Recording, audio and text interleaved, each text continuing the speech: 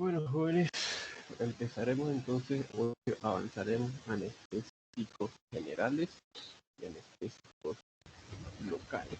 ¿Ya? Pueden ver la diapositiva. Sí, doctor, solo la diapositiva. Ya. Bueno, entonces vamos a empezar, ¿ya?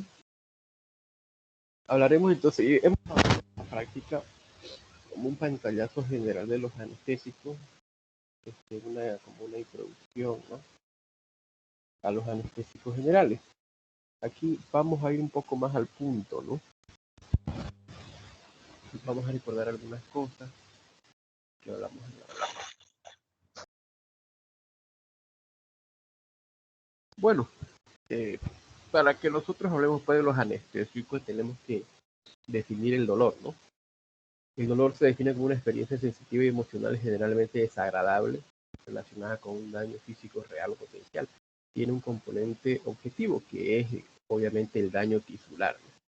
Y como subjetivo, estrés, siendo un síntoma especialmente frecuente en pacientes quirúrgicos, en lo que hay aumento de los dos componentes, ¿no? Ahora los anestésicos vienen a deprimir o a suprimir la conducción nerviosa. Dependiendo de la extensión y la localización de la depresión, se conocen como locales o generales. Entonces, cuando vos hablas de anestésicos generales, pues te deprimen todo el sistema nervioso, todas las vías dolorosas, ¿no? Si hablamos de anestésicos locales, van obviamente a provocar una depresión nerviosa en el lugar en el cual nosotros hemos aplicado ese anestésico, ¿no? Entonces hay local y general, lógicamente, ¿no? Bueno, ya dentro de los anestésicos generales, la anestesia general se define como el estado global, pero reversible de depresión del sistema nervioso central, caracterizado por pérdida de la conciencia, gnosis, ¿no?, pérdida de la sensibilidad, analgesia, de la disminución de la actividad refleja, protección neurovegetativa, de la motilidad, ya relajación muscular. Esta situación se consigue mediante los anestésicos generales, los cuales actúan sobre diferentes órganos y aparatos, y específicamente, lógicamente, el sistema nervioso central, ¿no? Entonces, eso vendría a ser como definición entonces de anestesia general, y por ende los anestésicos van a actuar y van a provocar tales efectos, ¿no? Entonces, en la práctica hablamos sobre los lugares que estos van a actuar y qué efectos van a producir, ¿no? Entonces provoca la depresión generalizada, provoca la disminución de la sensibilidad, analgesia, ansiólisis, relajamiento muscular, pérdida de los reflejos autónomos, ¿no?, del sistema nervioso, ¿no? Entonces, eso como anestesia general y como anestésico general, ¿no? Bueno, entonces habíamos hablado también a detalle de eso, aquí solamente lo vamos a mencionar. Profundidad de la anestesia. Doutor, desculpe, está com interferência. Está com interferência? Sí, doctor, no se escucha bien.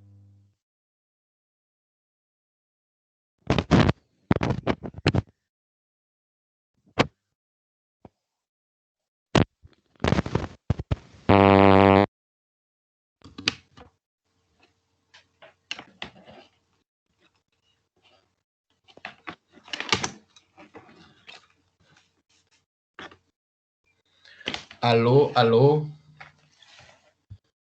Ahora melhorou, doutor. Ya, me avisan cualquier cosa. Creo que es mi micrófono o mis audífonos que está fallando. Ya, gracias. Ya, entonces hablábamos que hay estados de profundidad de la anestesia, que mientras más las dosis del anestésico tengan, pues más efecto y qué tipo de cambios clínicos va a tener el paciente, ¿no? Y qué efectos va a producir en los órganos. Entonces son 4 etapas según el cuadro de Gödel que se distinguen en el incremento de la presión del sistema nervioso central secundario a la acumulación del anestésico en el cerebro, ¿no? Entonces, etapa 1, analgesia, sin pérdida de la conciencia ni reflejo. Habíamos hablado que involucra esa primera etapa. Etapa 2, excitación, donde que habíamos dicho que esta etapa queremos pasarla rápidamente, donde hay delirios, ¿no?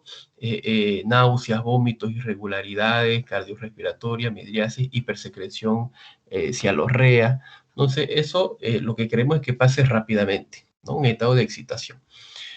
La etapa 3 es una anestesia quirúrgica que obviamente que aquí el paciente ya estaba en el plano quirúrgico, ya había disminución de la conciencia, ¿no? Entonces ya había una regularidad de la respiración, y obviamente una relajación muscular. Entonces este es el plano ideal.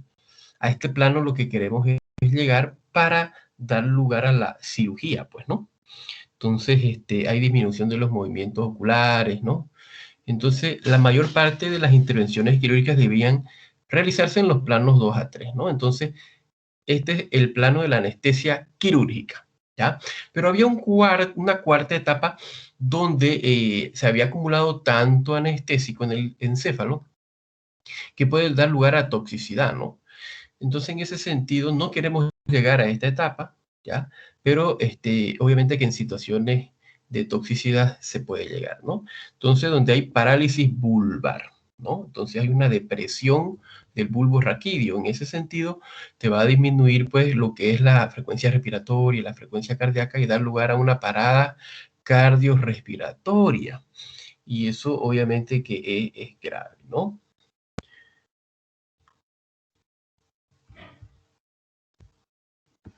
Bueno, hablando ya de las fases de la técnica de administración, habíamos dicho que no confundamos etapas o estadios de profundidad del anestésico con las técnicas de administración de la anestesia, en la cual se diferencian 3 fases, ¿no?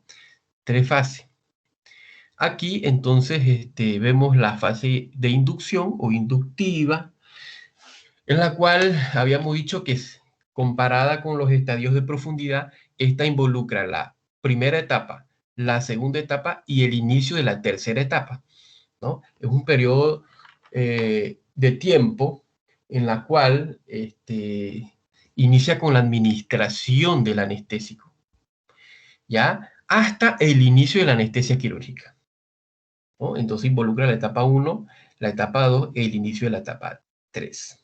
Había dicho que el objetivo de esta primera fase es hipnosis, analgesia y relajación muscular, ¿no? Y también habíamos dicho que hay fármacos coadyuvantes que te ayudan a hacer una inducción más normal, ¿no? Sin producir muchos cambios hemodinámicos, lo más rápido posible. Entonces acá habíamos hablado de fármacos que no son necesariamente anestésicos, pero que te coadyuvan a entrar en esta primera etapa de inducción. ¿Cuáles son? Las benzodiazepinas, ¿no? El midazolam, opioides, fentanil, algunos relajantes musculares, succinilcolina, atracurio, pancuronio, etcétera, ¿no? Entonces, hay algunos fármacos también coadyuvantes, ¿ya? Y en esta primera etapa de inducción, ¿cuál es el anestésico general que voy a, digamos, dentro de los grupos de los anestésicos generales, que voy a utilizar más para la inducción? Los anestésicos intravenosos. Los anestésicos intravenosos voy a ocupar generalmente para esta primera etapa. Muy bien. La etapa de mantenimiento que involucraba el periodo mediante el cual se realiza la cirugía, ¿no? Durante el plano quirúrgico. Entonces, este periodo de mantenimiento habíamos dicho que el objetivo es monitorizar los signos vitales, monitorizar las dosis de los fármacos, ¿no? Entonces, para no llegar a una toxicidad posteriormente. En esta etapa, los fármacos que más nos ayudan a controlar mucho eso y que tengan una recuperación más rápida son los anestésicos inhalatorios, los anestésicos generales de tipo inhalatorio, ¿no? Son los que vamos a utilizar más para el mantenimiento, ¿sí? Y la etapa de recuperación, esta obviamente inicia cuando yo te dejo de administrar mi anestésico, ¿no? E involucra la recuperación de la conciencia del paciente. Entonces, en ese sentido, tengo que monitorear muy bien el retorno de la conciencia, de los reflejos, de la homeostasia, ¿no? Monitorear las reacciones tóxicas, ¿ya? Entonces, aquí, va a ser importante esos aspectos. Mi objetivo va a ser eso, ¿no? Entonces, esa es mi etapa de recuperación. Bueno, aquí tenemos la clasificación de los anestésicos generales. Entonces, habíamos dicho que hay anestésicos inhalatorios, ¿no? Y anestésicos intravenosos. De los anestésicos inhalatorios hay de dos tipos, ¿no? Los anestésicos de líquidos volátiles, que vendrían a ser estos primeros de acá, ¿no? De líquidos volátiles, que es la familia de los fluораnos, que son estos, ¿no? Líquidos volátiles. Entonces, que necesitan, por ejemplo, de una máquina de anestesia que evaporice estos líquidos para poder administrarlos por vía respiratoria, vía inhalatoria, ¿no? Y el otro grupo dentro de los anestésicos inhalatorios son los gases. Obviamente, el óxido nitroso, ¿no? Entonces está dentro de ese grupo de gases. Muy bien, entonces tenemos esos dos grupos. La familia de los líquidos volátiles está el alotano, enfluorano, isofluorano, tefluorano, ceofluorano, metoxifluorano, ese no se ocupa, ¿no? El resto sí. Y de los anestésicos intravenosos, lógicamente aquí también están el otro grupo de fármacos que nos ayudan a también anestesiar al paciente, que no necesariamente son anestésicos propiamente dicho, pero que sí nos ayudan, como les decía, en esas primeras etapas de inducción, pues nos ayudan en el manejo del dolor, igual en la sedación, y nos pueden ayudar también en la relajación muscular, ¿no? Entonces, como anestésico propiamente dicho, están los barbitúricos, que es el tiopental, y están otros grupos de fármacos como ketamina, propofol, etomidato. El resto sí nos ayudan en la inducción, ¿ya? Entonces están en las benzodiazepinas, midazolam, diazepam, flumazenil, lorazepam, los opioides, morfina, fentanil, meperidina, nalbufina, etcétera, ¿no? Entonces son coadyuvantes, ¿ya? Y los relajantes musculares también. Muy bien, entonces, anestésicos volátiles, comenzaremos con los anestésicos inhalatorios, ¿ya? De tipo líquidos volátiles, en la familia de los fluораnos, ¿no? Y luego obviamente del óxido nitroso más adelante. Entonces son fármacos que se administran por vía respiratoria, se absorben a través del alveolo pulmonar, pasan a la sangre y por este medio alcanzan sus niveles en el sistema nervioso central, donde ejercen sus acciones. Los líquidos volátiles se absorben por difusión pasiva, siguiendo las pautas de este tipo de pasaje a través de la membrana. Los anestésicos generales inhalatorios hoy en día son, pues, aquí estamos todos, ¿no? Todos los anestésicos inhalatorios, óxido nitroso, alotano, isofluorano, ceofluorano, defluorano, ¿no? Entonces, ¿qué ventajas tienen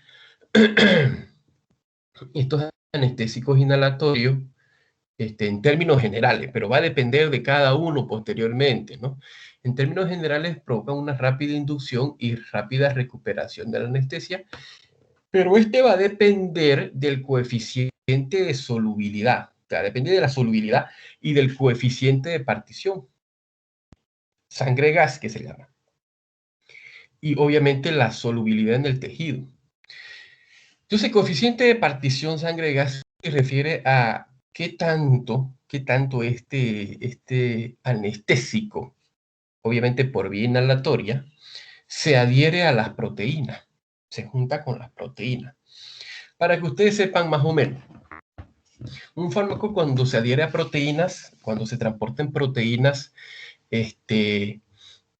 su efecto puede que inicie más tardíamente, porque por el momento no va a actuar hasta que sea liberado de la proteína en el tejido. Entonces, todo fármaco que se va a transportar en el torrente sanguíneo a través de las proteínas, pues todavía no está haciendo un efecto hasta que se libere la proteína. Entonces, pero obviamente que cuando se libere, pues va a ser un efecto un poquito más lento, pero más prolongado, se podría decir. Entonces, los pacientes, con los fármacos que tienen un coeficiente de partición alto, o sea, una unión a proteínas alto, como por ejemplo el alotano, muestran aquí por ejemplo está el alotano, fíjense, el alotano muestra entonces una inducción y una recuperación más lenta, ¿ya? Y en ese mismo sentido, los que tienen un coeficiente de partición bajo, que no se adhieren mucho a proteínas, entonces producen una inducción y recuperación más rápida. O sea, su efecto va a ser casi inmediato, pero lógicamente que se va a eliminar más rápidamente también. Entonces su recuperación va a ser más rápida. Como por ejemplo el óxido nitroso y el desflurano. ¿Ya? ¿No? Entonces, por ejemplo, ahí está el alotano, ¿no? Isoflurano y sevoflurano tienen un coeficiente de partición más alto. En ese sentido, su inducción y su recuperación es más lenta del paciente.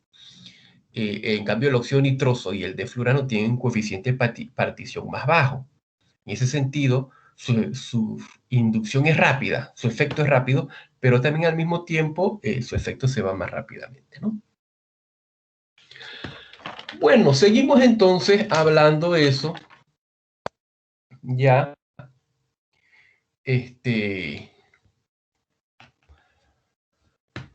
mecanismo de acción. Mecanismo de acción de los anestésicos inhalatorios. No existe un receptor específico para el anestésico a diferencia de otros fármacos, como por ejemplo receptores, digamos, de benzodiazepina, receptores de barbitúricos, ¿no? Receptores opiáceos, digamos, ¿no? En esto no existe un receptor específico. Estos actúan, de hecho, hasta ahora no se sabe en su totalidad cómo es que llegan a actuar, pero sí se sabe sus diferentes mecanismos potenciales donde ellos pueden actuar. Se dice que los anestésicos de tipo inhalatorio son potenciadores GABA, muy parecido a cómo actúan, usan diferentes mecanismos, o sea, son potenciadores del GABA, GABAérgico, y si ustedes saben que los receptores de GABA, el GABA es un neurotransmisor inhibitorio. ¿Por qué? Porque abren canales de cloro, y el cloro es un anión, es un ion de carga negativa. En ese sentido, el cloro al ingresar a la célula, a la neurona, va a hiperpolarizar. Y de esta manera, pues no va a viajar el impulso nervioso, ¿no? Entonces, por ese lado son potenciadores del GABA. Pero a su vez también se dice que son bloqueadores de los canales de sodio dependientes de la acetilcolina, o sea, receptores nicotínicos. ¿Ya? Bloquean estos canales nicotínicos que son canales de sodio. En ese sentido, no va a ingresar el sodio pues, a la neurona y va a bloquear el impulso nervioso también. ¿Ya? ¿Qué más? Se dice que también hiperpolarizan la membrana al activar más canales de potasio. Cuando se activan los canales de potasio, estos se abren y por ende va a salir más potasio y se va a hiperpolarizar más. ¿Qué más?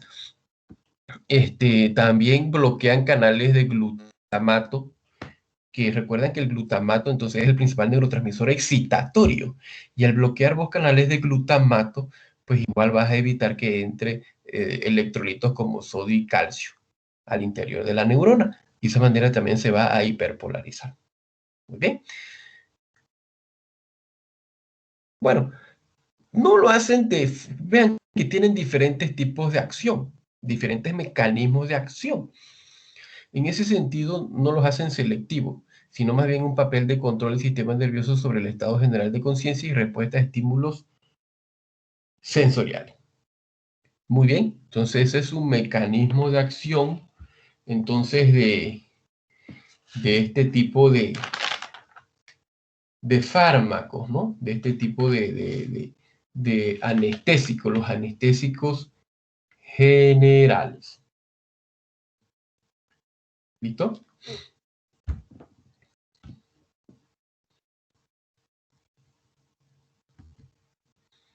Potencia anestésica. ¿Ya? Potencia anestésica.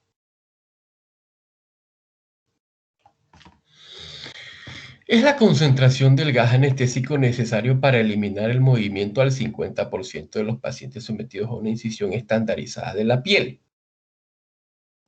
Es la concentración del gas anestésico necesaria para eliminación del movimiento al 50% de los pacientes sometidos a una incisión estandarizada. La anestesia se mantiene entre 0,5 a 2 en aquí vamos a poner, es la presión alveolar del anestésico. CAM es la presión alveolar del anestésico, entonces a nivel respiratorio. Entonces, según las características del enfermo y la presencia de otro fármaco, en términos numéricos la CAM es baja para anestésicos potentes. Por ejemplo, digamos que no necesitamos mucha concentración alveolar del anestésico, ¿no? Una concentración alveolar del anestésico para que haga potencia. Entonces, en ese sentido, los anestésicos que tienen una CAM baja, una concentración alveolar de este fármaco, de este anestésico, y es potente, o sea, al 50% ya realiza anestesia, entonces obviamente que su CAM más baja, entonces son para anestésicos potentes, como por ejemplo el alotano. Habíamos dicho que el alotano es un gas con un coeficiente de partición alto, que se agrega bastante a proteína, pero presenta una CAM baja. Quiere decir que tarda en actuar, pero es más potente. ¿Ya? Tarda en actuar el alotano y tarda en recuperar el paciente también, pero es más potente. ¿Sí? Entonces, y obviamente, y altas, una concentración alveolar de este fármaco, o sea que necesita más concentración alveolar para que lleguemos a ese 50%, digamos, ¿no?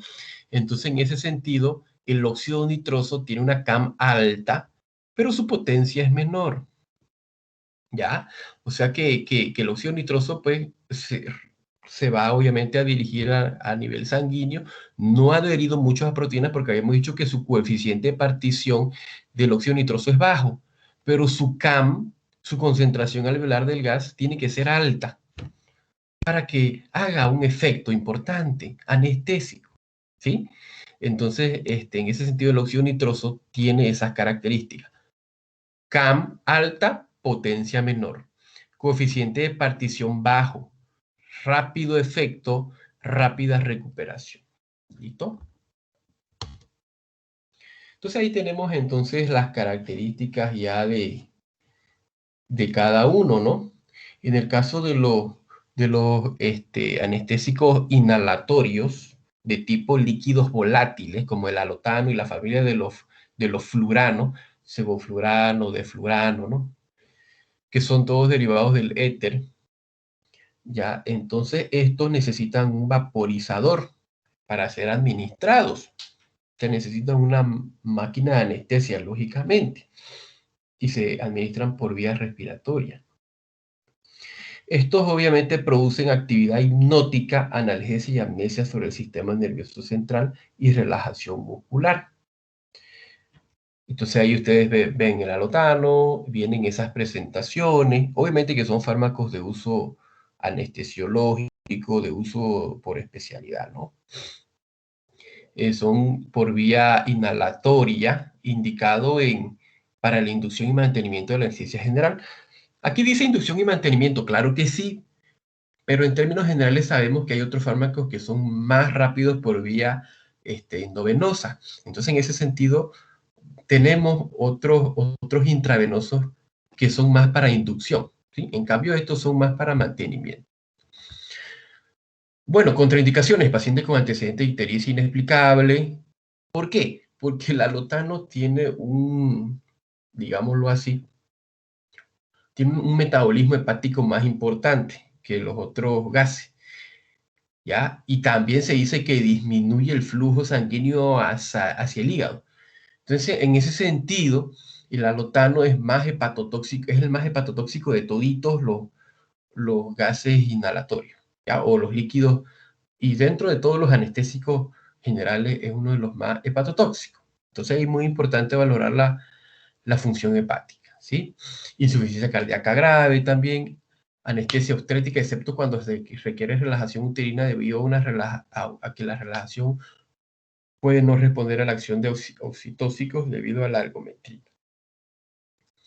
Porque produce también relajación uterina. En ese sentido, también hay que tener cuidado no provocar hipotonía, atonía uterina, porque obviamente va a provocar mucho sangrado en la paciente, en su puerperio, ¿no? En su, inmediatamente después del nacimiento.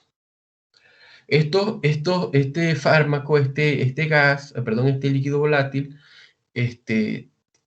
puede provocar hipotensión arterial. Ya deprime el sistema nervioso, ¿cómo es? El sistema cardiovascular también, provoca discreta vasodilatación. Entonces hay que tener también ese cuidado, ¿sí? Ahí están sus posologías a nivel del vaporizador, entre 0,5 a 1,5% administrado simultáneamente con óxido nitroso y oxígeno. Advertencias: no administrar durante el embarazo ni en la lactancia. Debe mantenerse vigilancia en cualquier signo de hipotensión bradicardia y hipoventilación, porque este alotano, al ser más potente, a diferencia de los demás, entonces hay que controlar mucho los signos vitales. ¿Listo?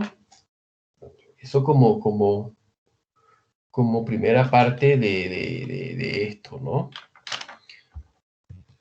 En fluorano, entonces, ahí tenemos este gas, inducción y mantenimiento de la anestesia en general en adultos, indicaciones. Aquí fíjense, las contraindicaciones: hipersensibilidad al influorano, obviamente si hay alergia, ¿no? Antecedente de hipertermia maligna. ¿Qué es la hipertermia maligna? Es una fiebre que no cede, generalmente arriba de 40 grados. Estos fármacos, uno de los efectos, digamos así, reacciones adversas, más graves, uno de los efectos más graves de este grupo de fármacos, sobre todo de los inhalatorios, ya, en términos generales, provocan hipertermia maligna. ¿De dónde sale? O sea, ¿por qué el paciente hace esta hipertermia maligna, que es una fiebre persistente? Se dice que está mediado genéticamente, no le da a cualquier paciente la hipertermia maligna inducida por los anestésicos. Se dice que le da a los pacientes caucásicos, a los pacientes blancos que vienen de estos europeos, ¿no? Está más relacionada con esa raza.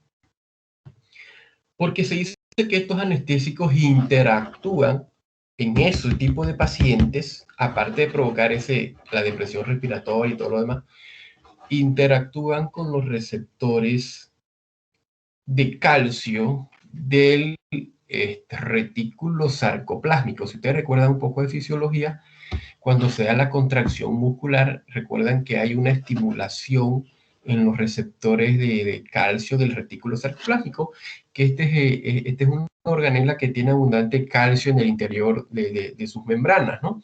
Que cuando hay una excitación, este receptor se abre y el calcio va a salir lógicamente de esa organela hacia el sarcoplasma, hacia el citoplasma, y va a provocar contracción muscular, ¿sí? En ese sentido, los gases inhalatorios, cualquiera de ellos, puede provocar hipertermia maligna en este tipo de pacientes. Ya es muy raro, pero puede haber. Entonces interactúan con estos receptores de calcio, quedando abiertos todo el tiempo. O sea, es como si fueran un estimulante de estos receptores. Quedan abiertos estos receptores de calcio, entonces el calcio se está liberando todo el tiempo. y lógicamente el paciente va a entrar en un estado de rigidez muscular, taquicardia, hipertensión arterial, hay vasoconstricción en todos lados y de contracciones musculares, convulsiones, ¿ya? Entonces el paciente también va a tener una hipertermia maligna. ¿Por qué va a haber hipertermia? Porque va a aumentar el metabolismo del músculo todo el tiempo. ¿Recuerdan? Cuando hay más actividad del músculo, aumenta la temperatura. Es como si estuviéramos haciendo ejercicio, ¿no ves? En ese sentido, no va a ceder aquí. La contracción muscular va a seguir, va a seguir, va a seguir. Entonces va a aumentar el metabolismo y por ende va a subir la temperatura. ¿Ya? Entonces, por eso es que no cede la temperatura. ¿Y cómo va a ceder? Interrumpiendo el anestésico. Y hay algunos otros fármacos como el dandrolene, que bueno, ese sería, el dandrolene sería como un inhibidor de los canales de calcio del retículo sarcoplámico. ¿Ya? Es como una medida de tratamiento, aparte de antitérmico, etcétera, etcétera, interrumpir el anestésico para evitar la hipertermia maligna. ¿Listo? Bueno, ahí está entonces, cualquiera de estos puede provocar. Contraindicaciones, edad pediátrica, en niños no se aplica tampoco. Ahí está entonces todo lo que es estos gases de líquidos volátiles debe administrarse con vaporizadores, ¿sí? Se comienza con 0,5%, aumento de 0,5% sin sobrepasar el 4%. Ya tiene su técnica de administración, lógicamente, ¿no? Anestésica profunda con hipocapnia puede producir estimulación del sistema nervioso central con cambios en el electroencefalograma. Entonces el enflurano, sus presentaciones, indicaciones, anestésico general por inhalación que proporciona inducción y recuperación rápida, ¿ya? A diferencia del alotano, que el alotano, recuerdan que tiene un inicio lento, recuperación lenta. Este tiene lo contrario, más rápida inducción, más rápida recuperación. Puede provocar más relajación muscular, lo que facilita la intubación orotraqueal. Isoflurano. Entonces, ahí viene el isoflurano, indicaciones, agente anestésico inhalatorio, indicado para inducción y mantenimiento de la anestesia general, especialmente en neurocirugía, en cirugía pediátrica y cardiovascular. Entonces, en este se utiliza más para cirugía pediátrica. Además, produce una excelente relajación muscular. Su posología se adaptará a las necesidades individuales de cada paciente. Entonces, tenemos el isoflurano, sus indicaciones para uso general en términos de todas las edades, sus contraindicaciones, crisis epilépticas, hipersensibilidad, hipertermia maligna, lo que les decía, ¿no? Reacciones adversas, hipotensión, arritmia, etc. Entonces ahí está el isoflurano. Las advertencias, las mismas, básicamente, cuidar los signos de hipotensión arterial y bradicardia, ¿no? Deflurano, entonces, indicaciones anestésico para inducción general, sobre todo en adultos. Contraindicación en embarazo, insuficiencia cardíaca, hepática, mayores de 65 años, adultos con tratamiento opioide, 3% la concentración de suprane con incremento del 0,5 al 1% cada 2 o 3 respiraciones hasta un máximo de 8,25%. Obviamente que esto es aplicación por parte del anestesiólogo.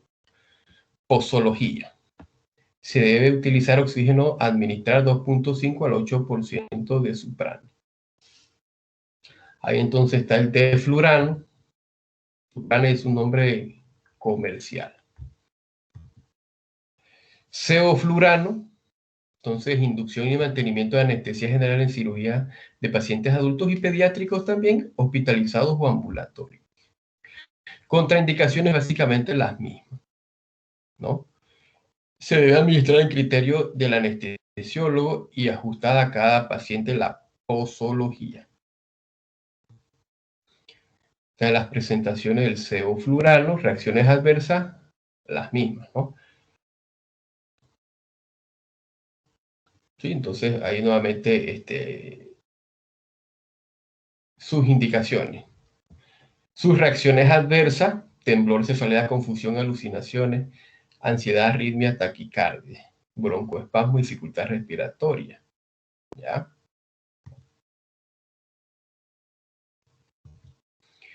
Bueno, entonces eso como anestésico general le faltó ahí el óxido nitroso. El óxido nitroso, a diferencia de los otros anestésicos de la familia de los fluranos, el óxido nitroso no irrita la vía aérea.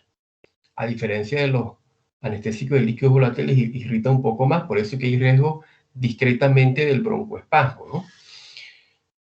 El óxido nitroso no es un anestésico muy potente, a diferencia de los otros. Es poco potente en ese sentido. Hay que administrarse en asociación con otro tipo de anestésico, ya sea inhalatorio o ya sea intravenoso. El óxido nitroso presenta estabilidad cardiovascular. Eso le brinda una mayor protección al paciente en relación a la familia de los fluranos. ¿Ya? Puede utilizarse en niños también. Inducción y recuperación rápida, ¿ya? Pero eso sí no causa relajación muscular. Por eso es que se aplica con otros fármacos, ¿no? Y no llega a producir hipnosis profunda. ¿Listo? Entonces este óxido nitroso tiene una más rápida inducción, pero una rápida recuperación también del paciente. Bueno, dentro de los anestésicos intravenosos, la hidrofobicidad es el factor que rige sus características farmacocinéticas. El anestésico se difunde a tejidos con un rigor menor como el músculo y las vísceras y con menor rapidez al tejido adiposo que tiene deficiente riego, pero que es altamente hidrófobo. Después de una sola inyección intravenosa directa muestran partición preferencial entre los tejidos con gran circulación y lipófilos del encéfalo y la médula espinal, de donde se origina la anestesia en un solo ciclo circulatorio. Lo ventajoso de los anestésicos intravenosos es que provocan una inducción rápida, ¿ya? Pero eso sí, su recuperación es más lenta. En ese sentido, los anestésicos intravenosos los voy a ocupar más en mi primera etapa de inducción y no tanto en la etapa de mantenimiento. Lo voy a ocupar más en la etapa de mantenimiento a mis anteriores anestésicos inhalatorios, ¿no? Bueno, entonces su principal riesgo de estos anestésicos intravenosos es la depresión respiratoria y la depresión cardiovascular y las náuseas, ¿ya? Bueno, entonces aquí tenemos el barbitúrico. Aquí estos anestésicos intravenosos se dividen en dos, ¿no? Barbitúricos y otros. Dentro de los barbitúricos,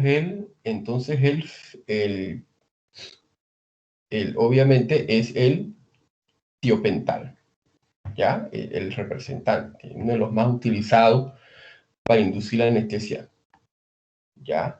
Entonces, ¿cuál vendría a ser su mecanismo de acción de los barbitúricos? Son GABAérgicos, actúan similar forma que las benzodiazepinas, ya se adhieren a los receptores GABA A, que son neurotransmisores inhibitorios, abren canales de cloro y de esta manera el cloro va a ingresar en mayor tiempo y mayor cantidad, ¿ya?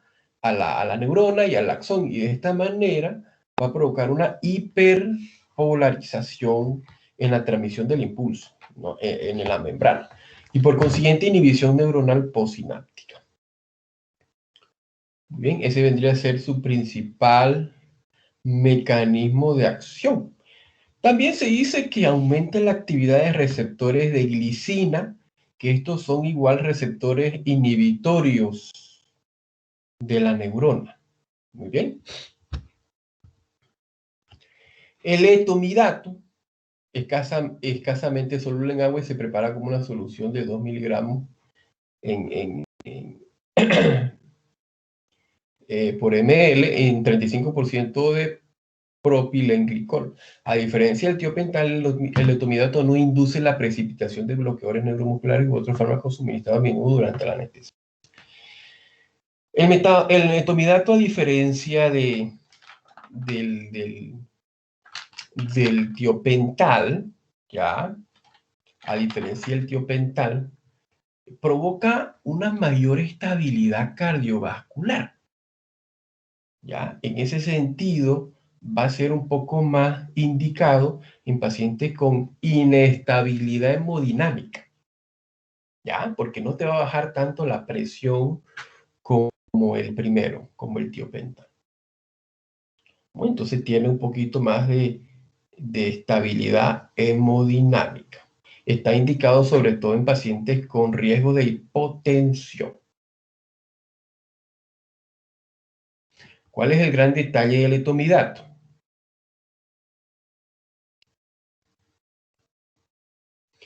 Que a dosis más elevada, a infusión continua por mucho tiempo, provoca supresión de la glándula suprarrenal, sobre todo supresión de la producción de corticoides, ¿ya? De la liberación de corticoides. En ese sentido va a provocar pues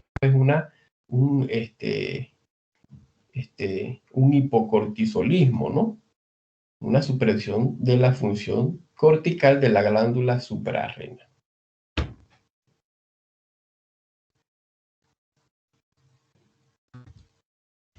Ketamina. La ketamina es soluble en agua y está disponible en solución de cloruro de sodio, 10, 50 y 100 miligramos por ml. ¿Ya?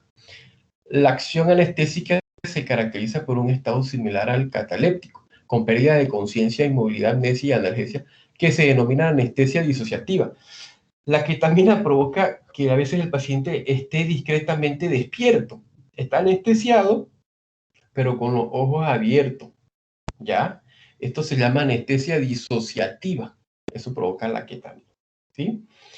También este tipo de anestésico provoca buena estabilidad hemodinámica, buena estabilidad cardiovascular. En ese sentido va a ser muy indicado en pacientes que tengan inestabilidad hemodinámica, en las emergencias de ese tipo. Y va a ser muy utilizado en pacientes pediátricos, ¿ya? En niños, ¿listo? Entonces, eso con respecto a la ketamina. Aparte que no provoca broncoespasmo, ¿ya? Entonces, por eso es que se utiliza más en niños. Está indicado en pacientes pediátricos, en procedimientos cortos, en riesgo de hipotensión y asma. Ahí está indicado este anestésico. En la curación de pacientes quemados. ¿Listo? Bueno. Entonces, ahí el problemilla, entonces, es su anestesia disociativa que puede producir, ¿no? Propofol, esencialmente insoluble en soluciones acuosas y se prepara solo para administración intravenosa. Viene como una emulsión en aceite de soya, ¿no? Entonces, porque es insoluble en agua. Puede causar dolor a la administración. Y uno de los principales,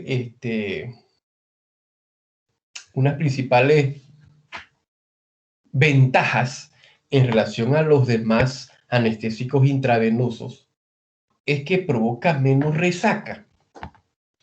Esos síntomas posteriores a la anestesia, como dolores de cabeza, sensación de pesadez en la cabeza, ¿no? Dolor de cuerpo, náusea.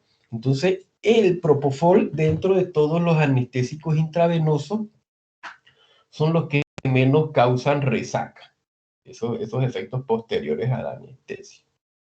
Presenta un rápido retorno de la conciencia, ¿ya? Principalmente, entonces, son las características de este anestésico. Ahí está entonces las presentaciones de los barbitúricos del tiopental, indicaciones de anestesia corta, inducciones a la anestesia, control de estado convulsivo y en psiquiatría narcoanálisis. Entonces, el tiopental, ¿no? Presentaciones de 500 miligramos.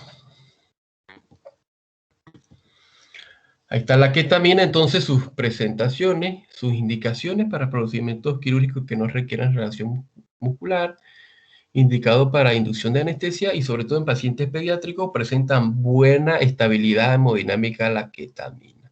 Su posología. El propofol, ahí está también entonces el propofol. ¿Listo? Indicaciones de anestesia general, sedante en pacientes con ventilación mecánica en cuidados críticos, sedación en procesos quirúrgicos y diagnósticos.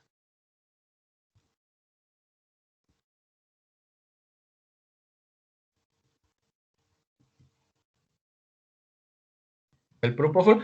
Eso entonces vamos a concluir ahí con anestésicos generales. ¿Listos, jóvenes? ¿Se escuchó bien? ¿No hubo interacciones? O ¿Me escuchó, doctor? no se cortó Pero- el...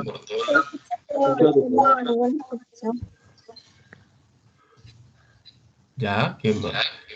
Se cortó bien entonces. ¿Cómo es este? ¿Se escuchó bien?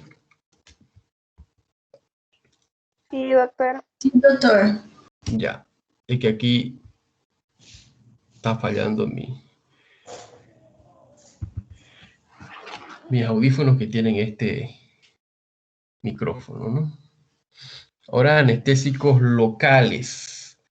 Anestésicos locales. Este es un poquito más cortito, ¿ya? Al punto.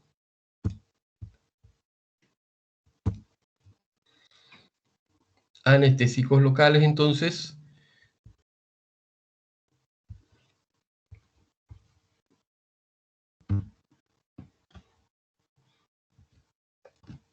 Concepto, entonces, ¿qué es una anestesia local?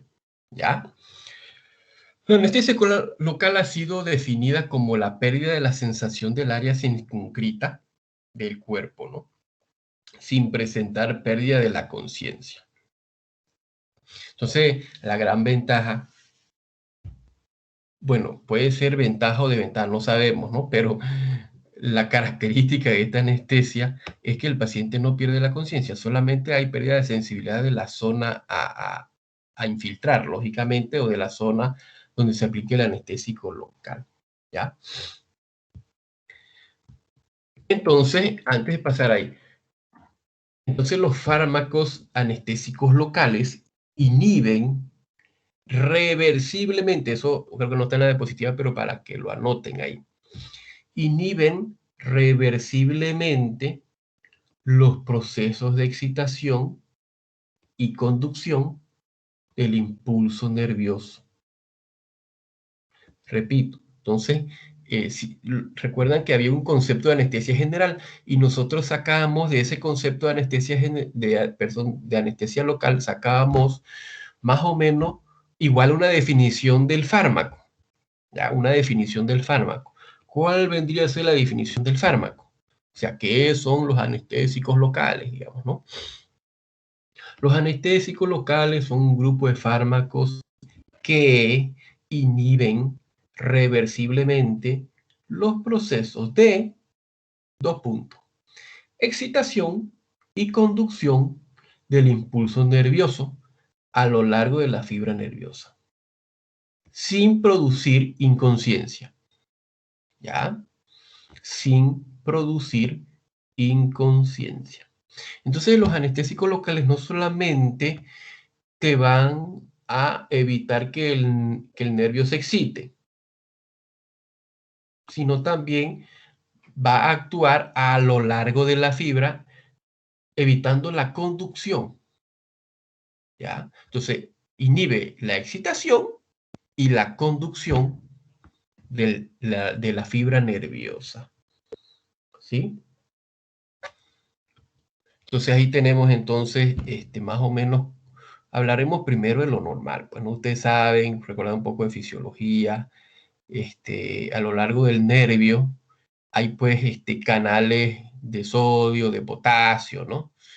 Entonces, en ese sentido, hay una carga, hay un potencial de reposo en la neurona, en la cual el interior de esta membrana neuronal, de este axón, es negativo, ¿no? Es negativo de más o menos menos 90 milivoltios y el exterior es positivo.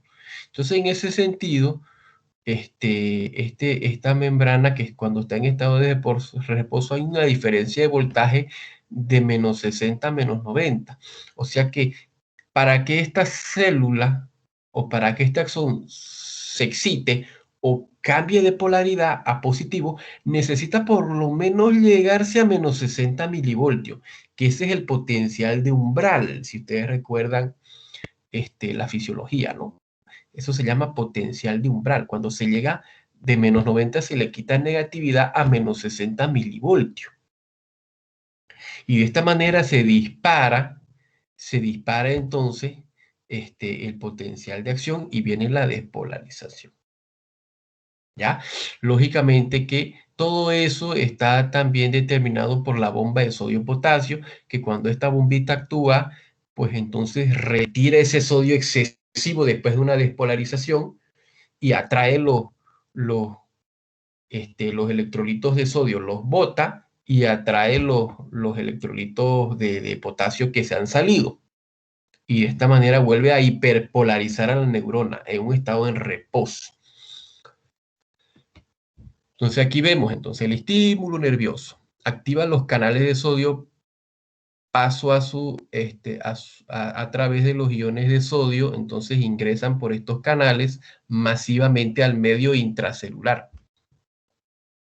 El potencial transmembrana se hace positivo de unos 10 milivoltios. Entonces vemos en este primer esquema. Vean cómo sigue el trayecto entonces del impulso nervioso. Comienza por las dendritas, ¿no? Pasa al cuerpo de la neurona y de aquí se va por el axón. Viaja en ese sentido el impulso nervioso. Entonces aquí vemos cómo ingresa el sodio, sobre todo a nivel de los nódulos de Ranvier. Y ahí el sodio va a viajar en sentido caudal. Internamente va a cambiar la polaridad de la membrana. Entonces habíamos dicho que más o menos necesitamos llegar a los menos 60 milivoltios. Vemos cómo está el potencial de espiga aquí abajo, ¿no? Y cuando entra el sodio, va a ir cambiando poco a poco hasta llegar a menos 60. Y ese menos 60 hace que se activen más canales de sodio abiertos por voltaje. Y de esta manera se va a disparar ese potencial y va a subir esa espiga, pues, ¿no? A más 35, más 40 milivoltios, ¿no? Entonces, cuando la membrana está despolarizada al máximo, disminuye la permeabilidad del canal de sodio, causando su paso por el de iones de sodio.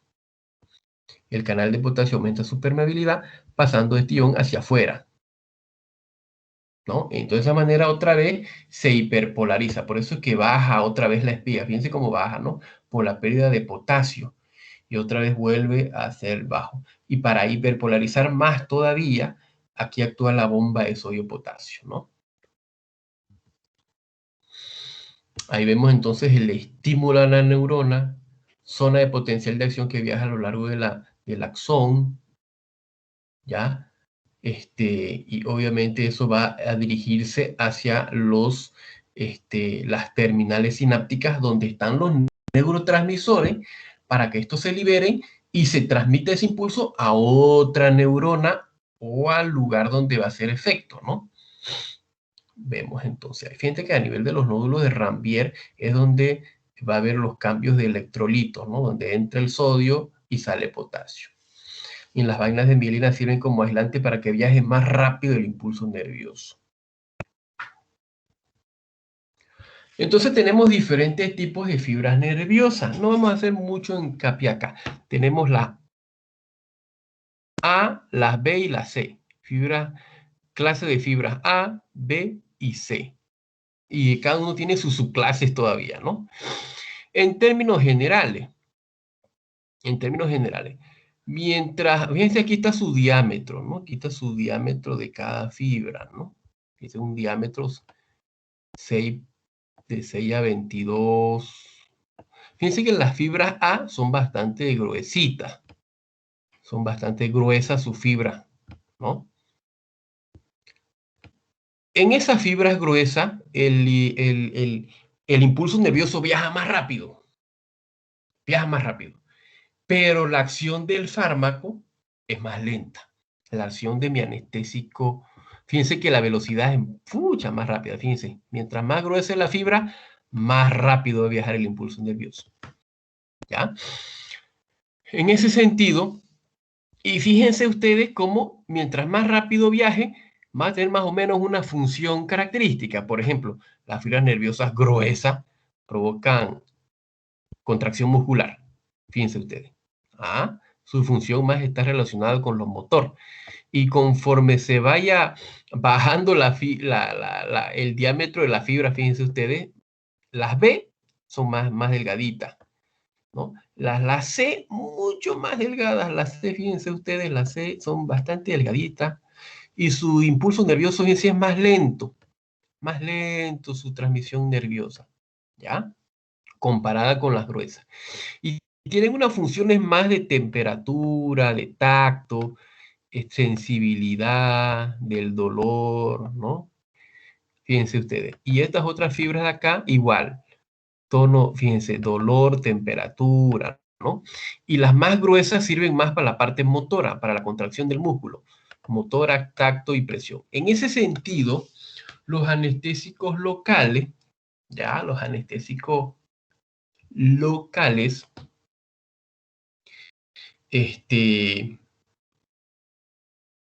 tienen, primero van a actuar en las más delgaditas, en las fibras más delgadas, ¿ya? Porque obviamente que son, al ser más delgaditas, se va obviamente a absorber más a ese nivel del anestésico local y lo va a bloquear, pues, ¿no? Y las otras, al ser más gruesas, como que el fármaco va a tardar un poquito más en anestesiar a ese nervio. Entonces, en ese sentido, hay un orden en la cual se va a dar la anestesia, ¿ya? Va a haber un orden de sensación de la secuencia de bloqueo. Entonces, va a ir en este sentido. Primero se va a bloquear acá, luego se va a bloquear acá, y luego se va a bloquear acá.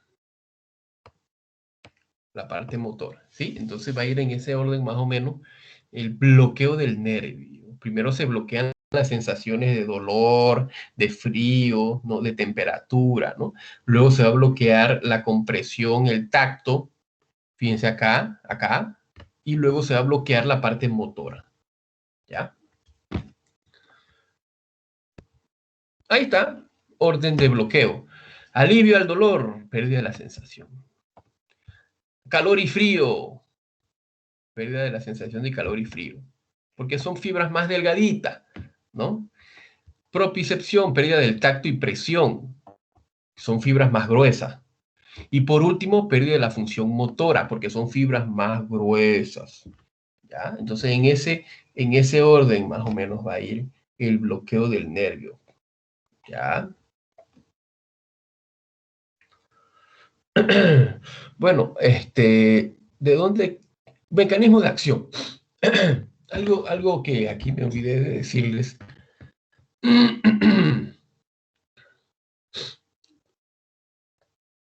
¿De dónde salen los anestésicos locales? ¿De dónde creen que salen, chicos, los anestésicos locales? ¿De dónde salió? ¿De qué tipo de sustancias? Pues la mayoría salen de plantas, ¿no? De plantas. ¿Y de dónde creen que salieron los anestésicos locales? Bueno, les voy a mencionar algunos nombres. Lidocaína, procaína, tetracaína, benzocaína, rupivacaína, bupivacaína. ¿De dónde creen que salieron? De la cocaína. Exactamente, de la cocaína. ¿Y de dónde salió la cocaína? Hoja de coca. De la hoja de coca, la hoja milenaria. Entonces salió de la hoja de coca, ¿ya? De ahí salió estos fármacos. Entonces, que lógicamente en su descubrimiento, obviamente que ya la gente local, la gente nativa, ¿no? De la zona altiplánica, de los Andes, ¿no? Entonces la gente ya lo ocupaba hace muchos años, pues, ¿no? Este tipo de hojas. Y lógicamente ellos encontraban, pues, un efecto en su boca. ¿Que cuál era, pues? Era, pues, pérdida de la sensibilidad, pues, de la boca, ¿no? Provoca un adormecimiento de su lengua y de su boca. Entonces ya ellos sentían este efecto. Y lógicamente ya la gente lo consumía, ¿no? O lo masticaba. Pero ya fue cuando en 1884 Carl Collier fue el que agarró la cocaína, hicieron la cocaína y lo utilizó por primera vez como un anestésico tópico en una cirugía oftálmica. Entonces, la primera vez que se utilizó un anestésico local fue en una cirugía oftálmica y con buen efecto, ¿ya? No provocando dolor en la zona. Entonces, eso fue como mecanismo entonces como un poco de historia, ¿no? Un poco de historia de los anestésicos locales. Y hablando del mecanismo de acción, ¿qué hacen entonces los anestésicos locales? Que son derivados de la cocaína y lógicamente la cocaína de la hoja de coca, ¿no? Ellos impiden la propagación del impulso nervioso disminuyendo la permeabilidad del canal de sodio, bloqueando la fase inicial de potencial de acción. ¿Ya? Ahí está entonces. Y esta acción se verá influenciada por lo que le decía. ¿Qué va a hacer que un anestésico sea más rápido, de acción más rápida, más lenta, que dure más tiempo, etcétera, etcétera? Del tamaño de la fibra sobre la cual está actuando, la cantidad de anestésico que yo voy a infiltrar, las características farmacológicas del producto. ¿Ya? Eso. ¿Listo? Y vean ustedes este esquema, bueno, no se ve no se ve tanto aquí este dibujito acá. Pero los anestésicos locales, algunos son hidrófilos y otros son lipófilos. Los hidrófilos van a actuar un poco más afuera, que no necesitan, digamos, entrar en el nervio, en la membrana del axón. Solo actúan a nivel externo porque estos no van a poder ingresar por su característica hidrófila e hidrófoba, pues, ¿no ves? Entonces van a actuar externamente bloqueando el canal de sodio, ¿no? En cambio, algunos otros anestésicos locales son más lipófilos, ¿no? Lipófilos e hidrófobos. Entonces, en ese sentido, estos van a ingresar por los fosfolípidos y por dentro lo van a bloquear a los canales de sodio, ¿no? Por dentro van a bloquear más a estos canales de sodio. Y este bloqueo es, por si acaso, es reversible, ¿ya? Entonces impiden ellos no solamente el inicio del impulso, sino también la conducción del impulso, la conductibilidad del impulso nervioso. Entonces hay dos vías entonces de acción. Vía hidrofóbica quiere decir lipófila, intracelular va a actuar. Y la vía hidrofílica quiere decir que no puede ingresar a la membrana porque no es compatible con la grasa, ¿no? Entonces esta va a actuar por vía externa. ¿Listo? Entonces depende de su liposolubilidad también su acción.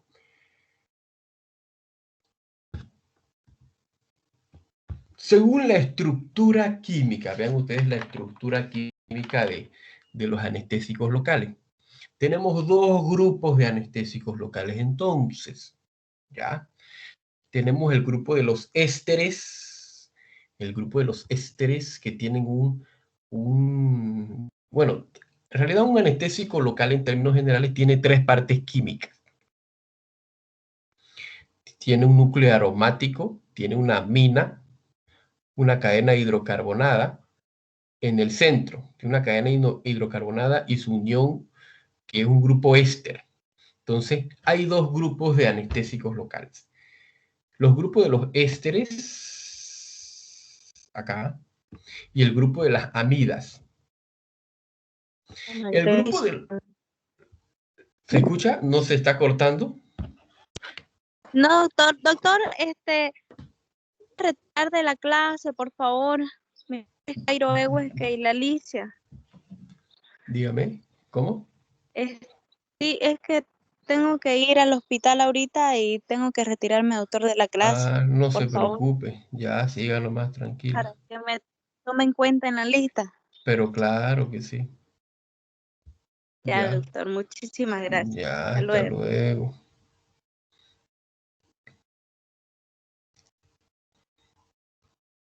Bueno, entonces seguimos.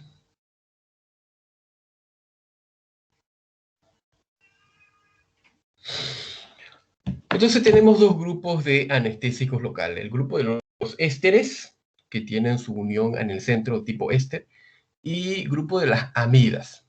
¿Ya? El grupo de las amidas. Fíjense que el núcleo aromático es el responsable de la liposolubilidad de la molécula.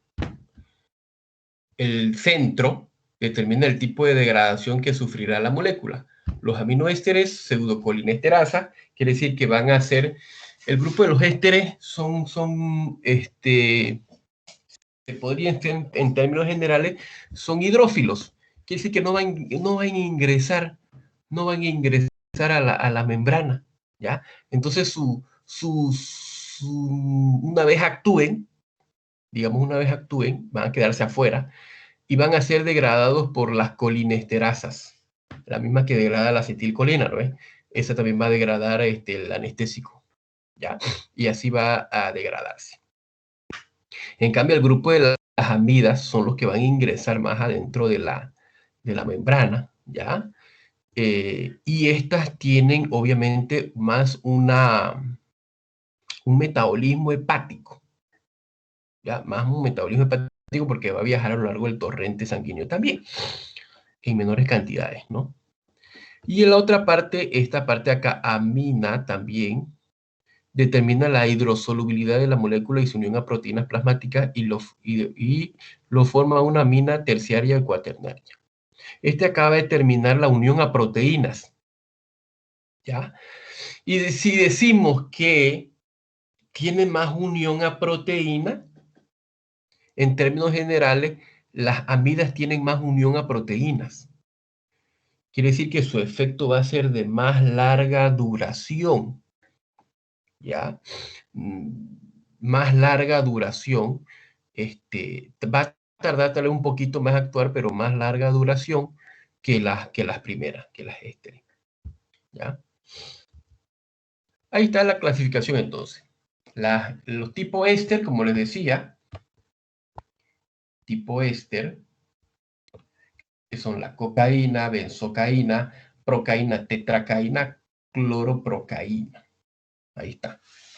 Generalmente, estas se ocupan más, obviamente, de acción local y vienen en presentaciones más de pomadas también. Aparte de líquidas de infiltración, vienen en pomadas, ¿ya?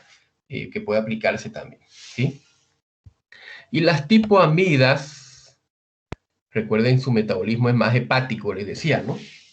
Y tienen unión más a proteínas. Estas son la lidocaína, mepivacaína, prilocaína, bupivacaína, etidocaína, ropivacaína. Y tienen más unión a proteínas. En ese sentido, tienen una duración más prolongada. Esta es una duración más prolongada y esta de aquí tiene una duración más corta. Ya, una duración más cortita. ¿Listo?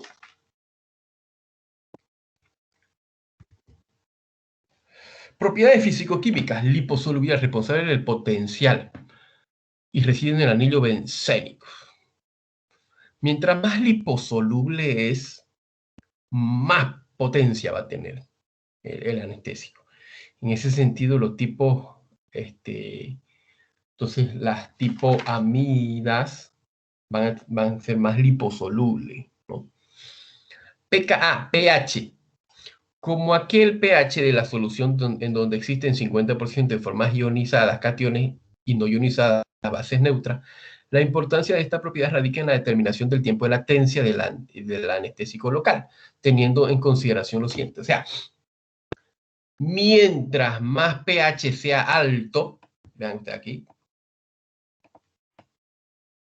proporción aniones-cationes, cationes-aniones, su tiempo de latencia es larga. ¿Qué quiere decir tiempo de latencia? Quiere decir inicio de acción. No es duración, no es duración esto. No. Es inicio de acción, o sea, ¿cuál va a ser más rápido en actuar? ¿No? Los que tienen pH más altos. ¿Ya? Y los que tienen pH más bajo, quiere decir más ácido, su inicio de duración es más corta. Su inicio de duración es más, más corta. ¿Ya? Entonces, a eso se refiere con latencia. A eso se refiere con latencia. ¿Ya? En ese sentido, los que tienen un pH más alto, ¿no? Un pH más alcalino, va a tardar en actuar.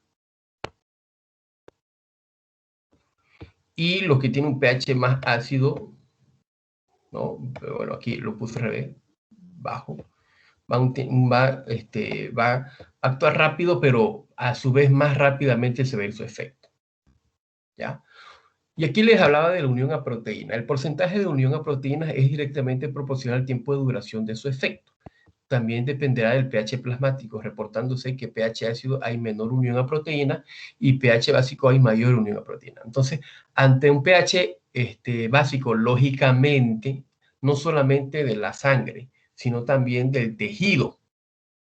Si tenemos un pH básico en el tejido, más va a actuar ese anestésico, porque se va a unir más a proteínas. ¿Ya? Y si tenemos un pH más ácido en el tejido, por ejemplo, en las infecciones, en el tejido inflamado, entonces ahí se va a perder pues, el pH básico de la piel y va a haber un pH más ácido, ¿sí o no? Porque hay aumento del metabolismo y por ende más eliminación de dióxido de carbono. Entonces, en ese sentido, no va a actuar tanto el anestésico. Por ese motivo es que en tejidos infectados, así nomás no va a actuar ese anestésico. Y a veces se hace el procedimiento sin anestesia, ¿ya? Porque difícilmente va a actuar, ¿ya? Entonces, unión a proteínas, fíjense en porcentaje.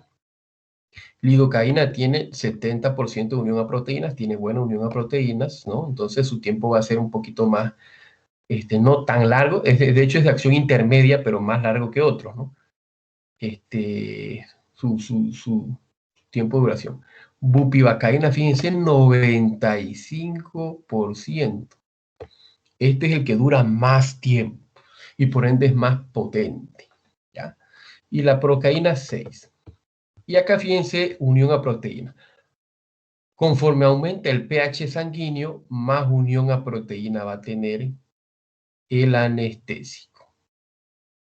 Entonces, la unión a proteína te va a dar la duración de su efecto. Va a durar más tiempo. Ahí está. Entonces, importancia de las propiedades físico-químicas. La potencia, liposolubilidad. ¿Qué tan liposoluble? Recuerden, los más liposolubles tienen más potencia. Unión, latencia quiere decir tiempo de unión va a depender del pH. Duración de su acción va a depender de la unión a proteínas. Y eso es, obviamente, directamente también va a dar la potencia, ¿no? Bueno, indicaciones de los anestésicos locales. Se ocupa para cirugías y dolor postoperatorio, dolor crónico, ¿no? Tipos, entonces diremos, epidural, subaracnoideo, que es la llamada raquídea, periférico, que es un bloqueo de un nervio, ¿no? Y local, cuando se manipula un tejido, ¿sí? Entonces tenemos aquí anestesia regional y anestesia local, ¿ya? Vean ustedes, características farmacológicas principales de los anestésicos locales. Potencia baja y duración corta, vean ustedes. Procaína, cloroprocaína. Cloroprocaína. Liposolubilidad de 1. Tiene un poquito más baja liposolubilidad que las posteriores, ¿no? Potencia relativa, 1. pKa, pH 8, ácido, perdón, alcalino, ¿no? Entonces su comienzo es más lento, por ejemplo, de la procaína. Unión a proteínas, 6%. Su tiempo de duración de 60 a 90 minutos, ¿no? Hora y media. Su tiempo de duración, ¿no? Y así la siguiente, fíjense, fíjense que la procaína es una excepción, ¿no? Entonces, bueno, la clorprocaína es una excepción. Fíjense, mientras aquí tenemos su pH. Mientras más alto es el pH, ¿no? Mientras más alto es el pH, su efecto es más lento. Mientras más alto el pH. Su inicio de acción es más lento. Mientras más bajo es el pH, fíjense, bajo aquí un poquito, siguen siendo obviamente un alcalino, ¿no? Fíjense que sigue siendo alcalino, no quiere decir que es ácido, ¿no? Pero comparado con los primeros es más ácido, ¿no? Su inicio es más rápido. La excepción vendría a ser la clorprocaína. Fíjense que su pH es alcalino, pero su inicio es rápido, ¿no? De ahí el resto no. ¿Sí?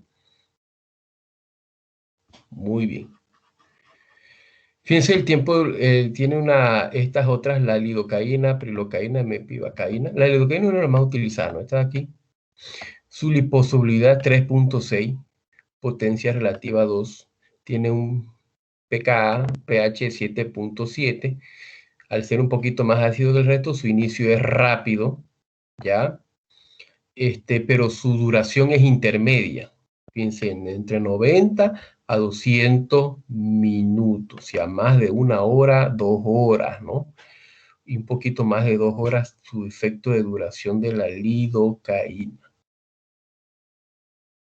¿Ya? Y los otros duran un poquito más, mepivacaína, prilocaína, ¿no? Y los de potencia alta y duración larga, ya, potencia alta, duración larga, que se ocupan más en cirugía, ¿no? Y para la anestesia peridural y raquídea, son estas, ¿no? La tetracaína, bupivacaína, etidocaína, ropivacaína. Vean ustedes entonces, liposolubilidad mucho más liposoluble que el resto. Por eso es que su duración es mucho más larga. Recuerden que mientras más liposoluble, más potente es, ¿no? Véanse su potencia 8, 6 o 8. Más potente es. Y tienen un pKa,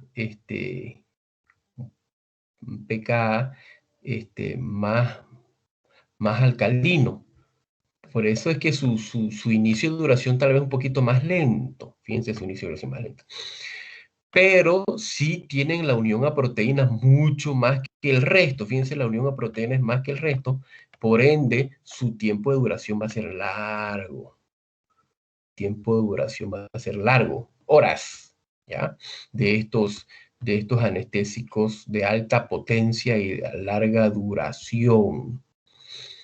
¿Listo? Y eso lo hace un poquito más tóxicos también, eso sí. Ahí están las dosis máximas de anestésicos locales. Puede estar asociado a adrenalina o sin adrenalina. Está contraindicado, recuerden, el uso con adrenalina en extremidades, porque puede producir necrosis por la vasoconstricción.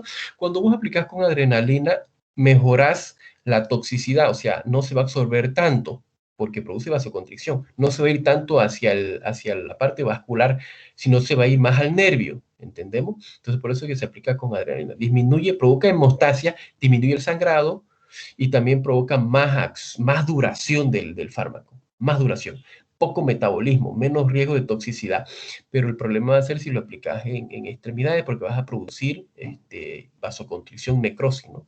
Eso sí no se indica ahí. Y entonces aquí está la dosis de miligramos por segundo acá o por segmento de tejido.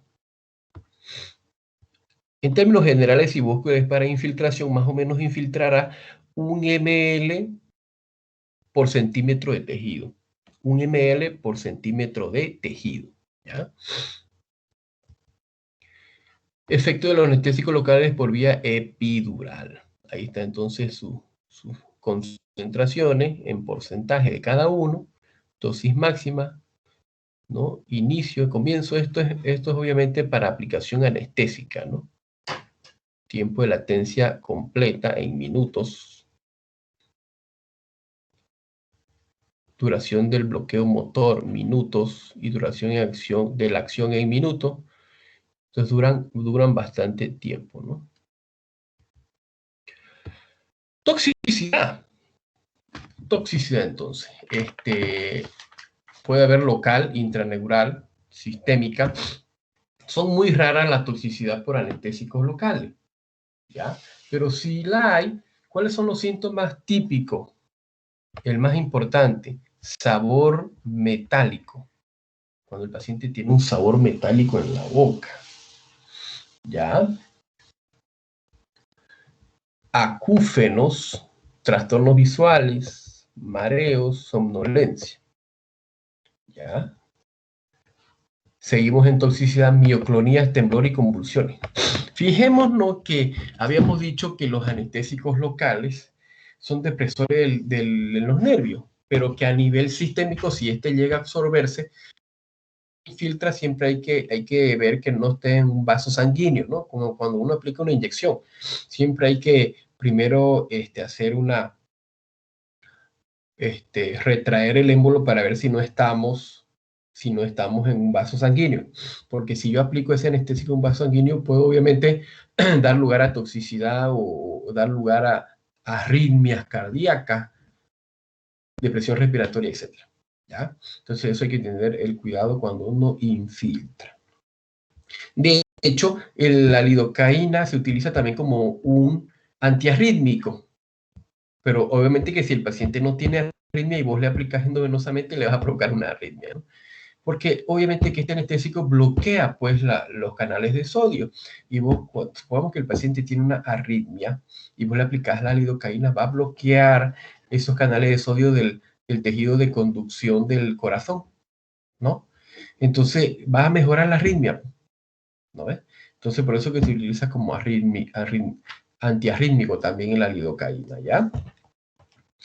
Pero si no tiene arritmia, pues vas a provocar una arritmia en el paciente. Y fijémonos que primero va a provocar mioclonías, convulsiones, o sea, como si más bien estuviera muy excitado el paciente.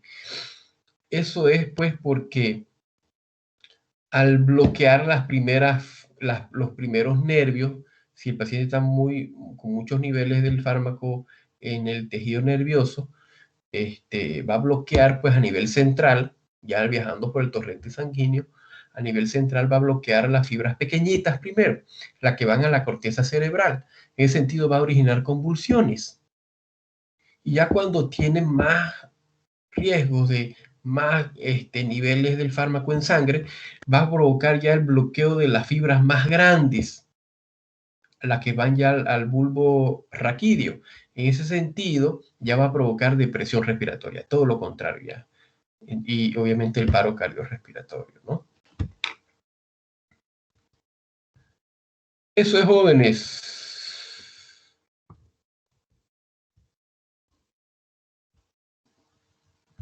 ¿Listo? Listo. Listo, doctor. Ya, pues jóvenes, entonces,